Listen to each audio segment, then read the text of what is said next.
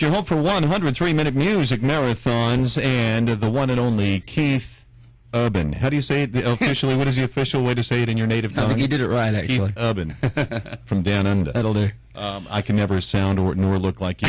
Amen. I wish I wore a better shirt today after playing that song. You look bad in your shirt. I can't believe I wore this shirt. My gosh. That's great. Well, he was talking about your accent when you say your name. Do you notice either when you're in Nashville, do you get a little more twangy, or when you go back to Australia, do you get more of the Australian thing going on? Talk about that. Yeah, I think that's the way with everybody who comes from different states, I think, too. You know, when you go back home, it gets a little more wherever you are, you know, and here, and roll my R's a little more. And, you know. I always laugh because I can't figure out how some foreign singers, so to speak, when they sing an American song and they sing it here in the States, they don't have an accent when they're on the radio. Why is that? It's just I don't know. It's just when you sing, I think it's common for. I mean, even the Beatles, you know, used to say, "Here's a song called Can't Buy Me Love," and then they'd be like, "Can't buy me love." Yeah, so it's the way it is. All right, Keith Urban is in studio with us. Of course, the big concert coming up July 5th at the LP Field with Kenny Chesney and Leanne Rimes and Gary Allen and even Sammy Hagar. Yeah, that ought to be cool. Oh yeah. Sammy Hagar, he rocks, doesn't he? And he sings his butt off. No doubt. Are you cool with having, you know, you hear so much about people downloading music and what not online. How do you really feel about that as an artist? The whole downloading thing that we hear so much about in the media. Well, I mean, first of all, it's where everyone is going to eventually be getting the majority of their music. Those that aren't already doing it will be downloading it. Now, I think more the question is whether it's illegal, whether it's legal, whether you pay for it, whether you don't, you know, how much should you pay, and I don't know where all that's going. And also on the website, I noticed Monkeyville. What is the whole monkey thing?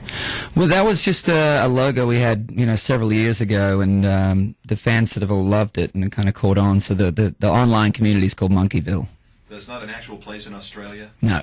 I'm not generally like the sappy give advice guy, but I could imagine anyway, because you've been doing music for so long. When you were 9, 10 years old, you were the long-haired kid playing guitar in school. You maybe at that time weren't the coolest kid in the classroom. Definitely not. Some teasing and all that. Yeah. What would you say, because we have a lot of mothers especially who listen, who have kids around that age, if they're struggling with the same sort of things because they're trying to chase down their dreams, what would you kind of say to the mom and to the kids who are listening? Well, I mean,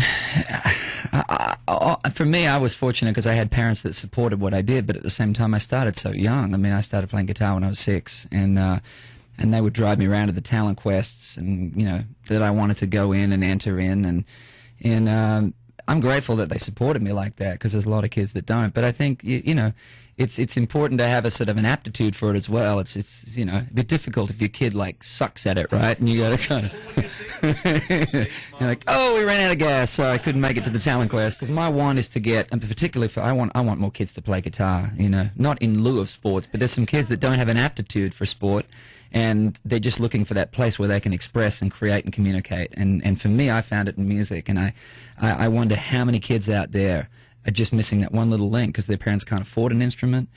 And so giving the kids instruments is one thing, but they got to know how to play it as well. So, you know, at some point we'd like to look at getting, you know, more of that happening in schools. Now, we've got a real dilemma because we want to give you a 103 WKDF t-shirt for the little one that you're about to have. We don't know, should it be blue? Should it be pink? We don't know which one. That's the dilemma we have this morning. Right. You've not made that announcement yet. Is that No, something you're just going to keep secret to yourself? I said beige is a good color. Beige, right down the middle. It'll look like Cracker Barrel food.